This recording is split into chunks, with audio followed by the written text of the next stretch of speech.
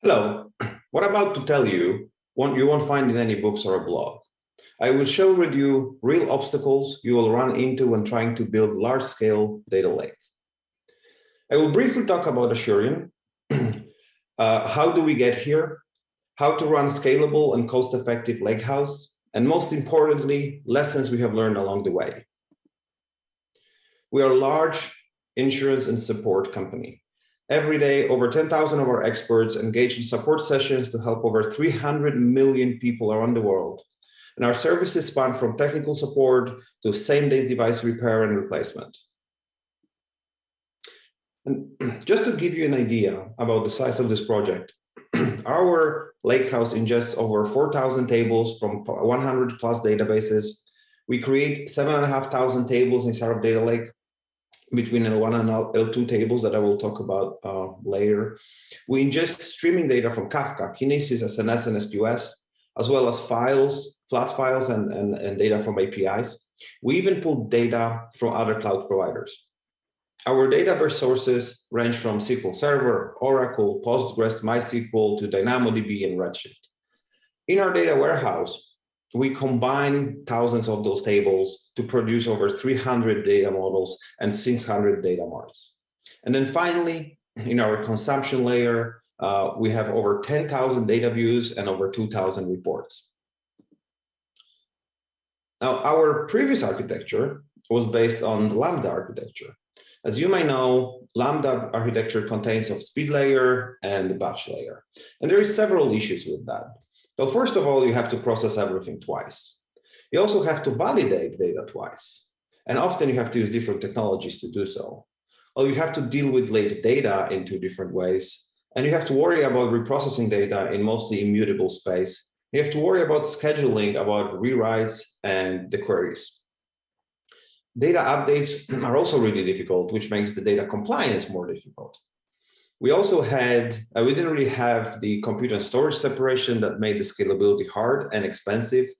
Our data latency was mostly D-1. We had also a very wide technology stack, from Redshift to Lambdas, Kinesis Firehose, EMR, RDSs, Hives, Spectrum. It was difficult to manage. Then we looked at the Lakehouse architecture, where we only had a single pipeline. We had a near real-time data latency capabilities, scalability of Apache Spark, a very high degree of integrated ecosystem, and the technology stack was really very narrow. It was very, very promising. Another important advancement that helped development was utilization of the production data directly. We were aiming to minimize data movements as much as possible and utilize computer and storage separation. Developing data platforms, having access to real production data to identify and fix many nuanced issues, as well as deal with actual scale, is something that we couldn't reproduce in dev environment. So this outcome was very desirable for us. We used IAM roles and mount points to transparently connect pre-prod compute clusters to production data in read-only mode. And we were also writing data back to production buckets. Therefore, data never actually resided in the non-prod environment in a true compute and storage separation fashion. This picture is significant, and we'll come back to that in one of the lessons learned. Now, in our previous architecture, we had one ETL mapping job per table, which made the platform really rigid. We had effectively 4,000 mappings.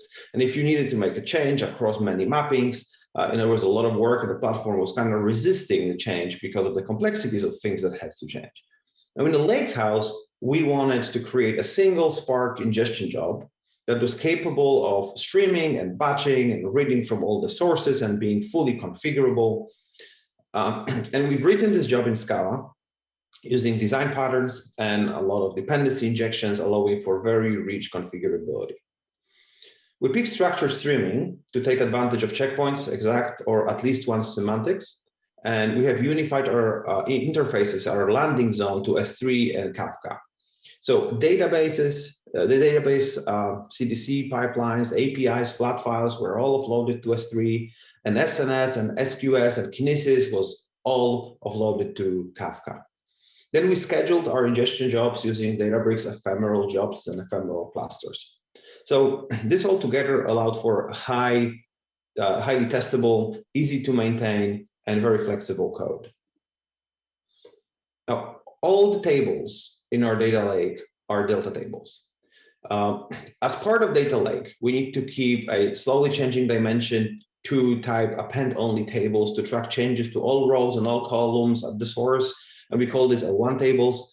But we also need to store latest version of each row, like slow changing dimension 1 type, by merging changes to the target tables, and we call those NL2 tables. So we had a choice to use structured streaming to stream data from landing zone to L1, and then from L1 to L2. But that would effectively double the number of our jobs from 4,000 to 8,000. So instead of that, after extensive testing, we decided to utilize the power of for each batch API to write both tables at the same time. And the view in the left box is greatly simplified, but we don't actually use naked Spark. We have readers and writers that wrap around Spark. We also decorate our data heavily by adding mandatory meta columns inside of for each batch. So one next choice that we had to make was around our trigger choice. And one kind of a native way to approach the problem was to take that ingestion job that was a streaming job and set it as an ephemeral job. Now, the challenge with that was out of the box, we had 4,000 tables to run, and Databricks only allows 1,000 jobs in the shard. And on top of that, each of those ephemeral clusters would have to have driver and at least 2 nodes, which would put us in 12,000 nodes environment, where it was a little bit cost prohibitive, and we didn't feel it's the best use of the resources. So in the next step, we looked at combining many of those streaming jobs together in the notebook and running them as one ephemeral job. And we found kind of a sweet spot for a driver to handle around 40 streams. Of course, the clusters had to be larger to handle those streams, but also we've noticed quite high degree of compute waste, because within those 40 streams, there could be streams that don't really have data very often, but we keep them running all the time. Another problem with this approach was if we wanted to disable a single stream, we effectively had to stop the job, and that would stop all 40 of those streams. So we wanted to find a better way to be able to switch one job or move it from a notebook to notebook or from a cluster to cluster without having a need to stop all the other jobs.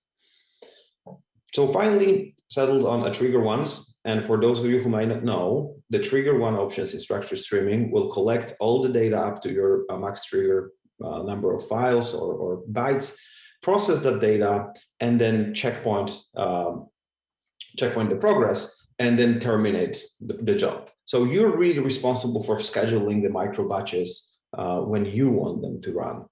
That means no continuous execution. And this allowed us to put hundreds of jobs in the notebook in a single ephemeral cluster.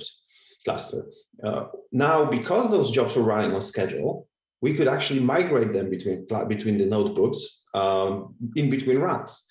We could also refresh the configs for each run at each run. So the only configs changes we made were immediately taking effect without any restarts. And also we using machine learning to rebalance the job across different clusters to make sure we meet our data SLAs. And we have 5 types of notebooks that we run as ephemeral jobs. And those notebooks have a group assigned to them, and they go to the database, the configuration database. They collect all of the jobs that belong to that group to be processed.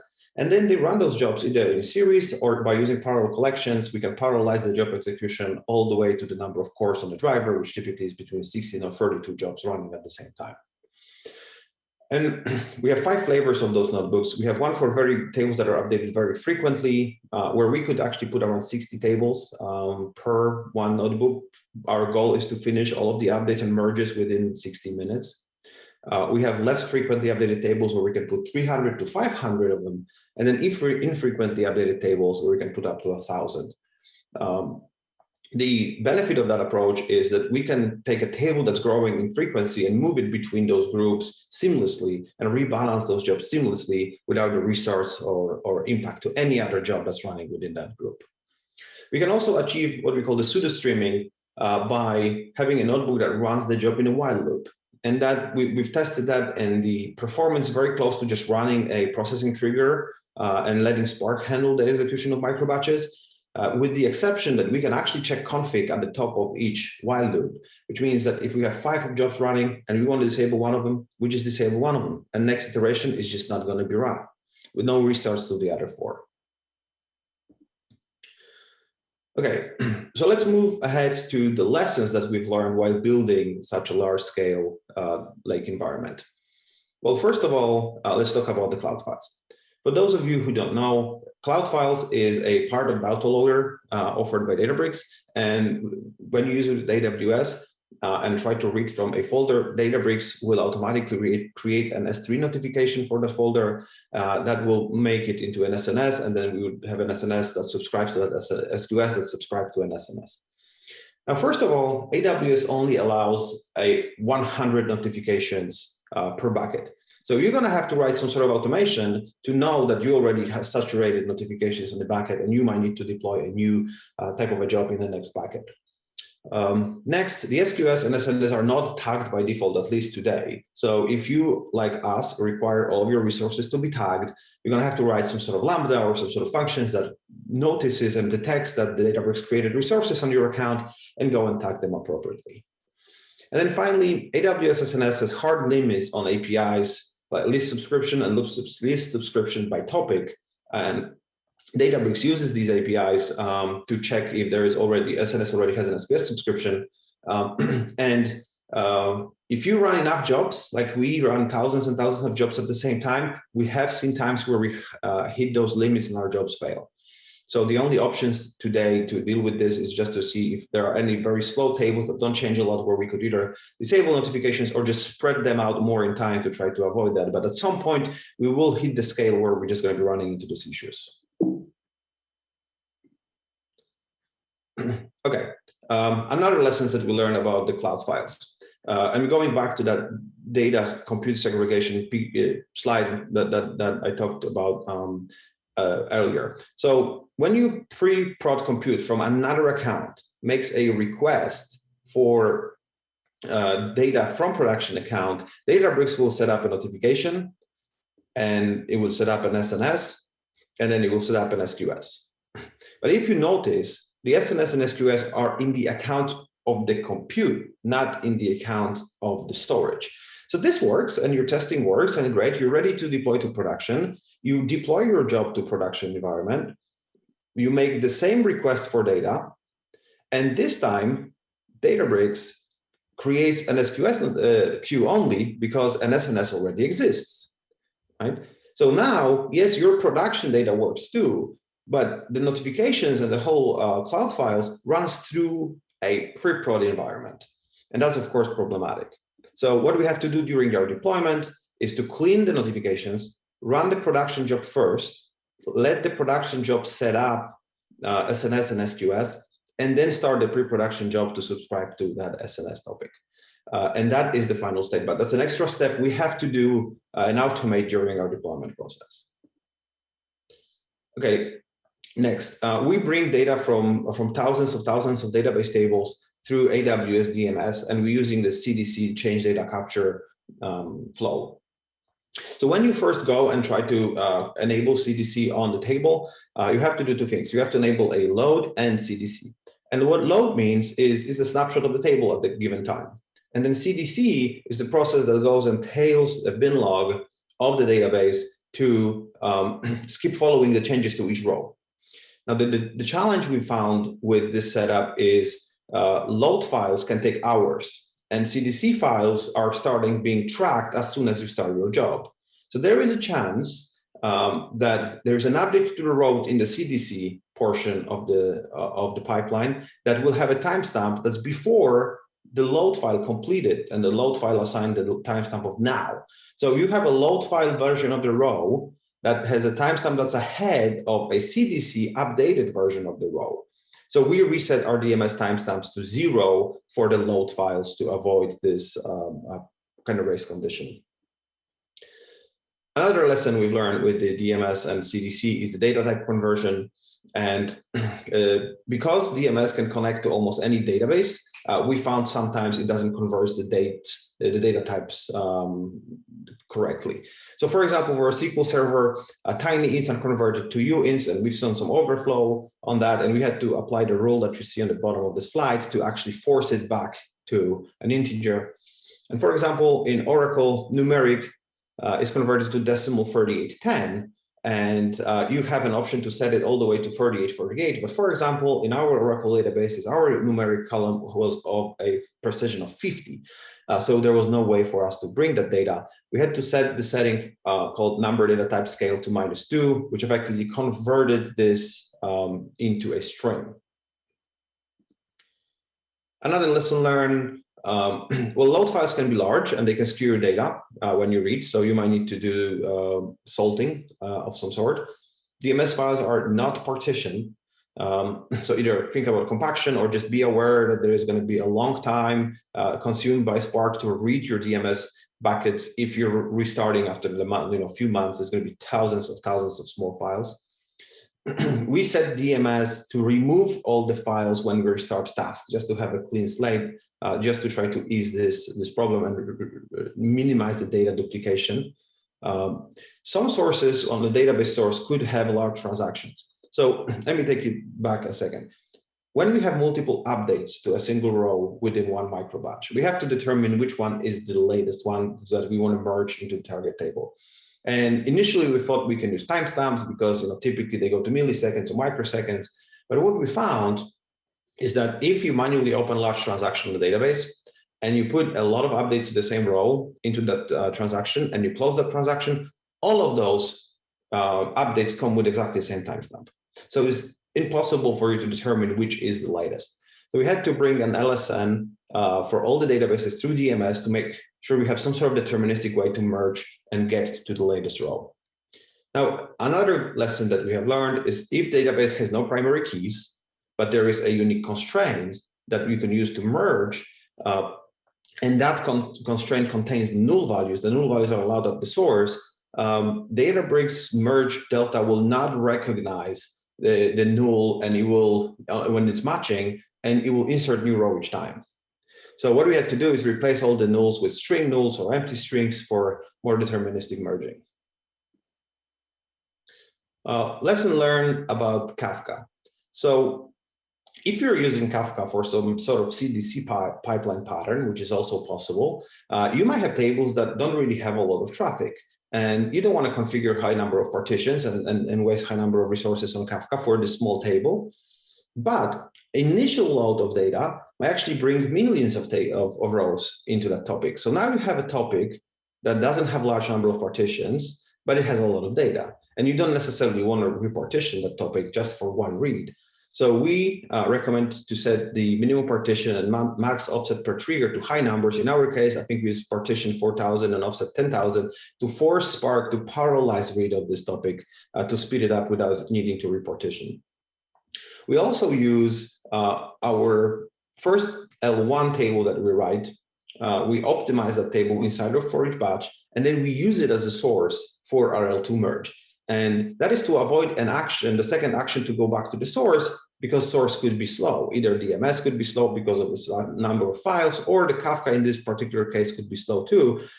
So in general, we adopted the pattern where we add a batch ID column to the data frame, we write to L1, we optimize if needed, and then we use the same batch ID to filter data back from L1 for merging. And we found this pattern to be much faster than going back to source, or caching if you have a large amount of data is also going to be slower. Other lessons that we've learned with Kafka, well, we wanted to use the trigger once on everything as much as possible, so we have options. And the Kinesis and other sources don't support this out of the box. So we had to move all of our SNS, SQS, Kinesis into Kafka using Kafka Connect, and then we could use support, and we can use Kafka trigger once for making this job work exactly the same way as we do, for example, on a DMS. Now, lessons learned about Delta. When you do bring data for the first time, optimize your table manually because you will get the files around 1 gig. And then enable the Delta optimize writes. Because merging rewrites a lot of data, optimize write is really good at merging and figuring out the size of the files, and so you don't have to do the compaction optimization that often.